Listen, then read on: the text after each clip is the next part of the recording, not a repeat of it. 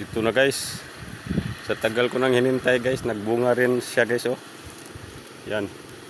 Saging at apple guys. Tanggalan muna natin ng flowering tayo guys. Para lumusog guys. Yan oh. Yan. Saging at apple to guys. Didugay gali ni magbunga guys. Sobra sa katuig guys.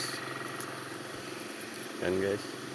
Para magdagko ang binilog ya guys, kuhaan ta sing flowering guys para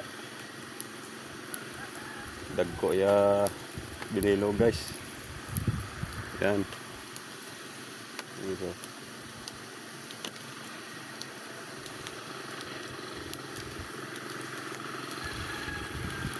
Kilala niyo to guys kung anong pangalan ng saging to guys.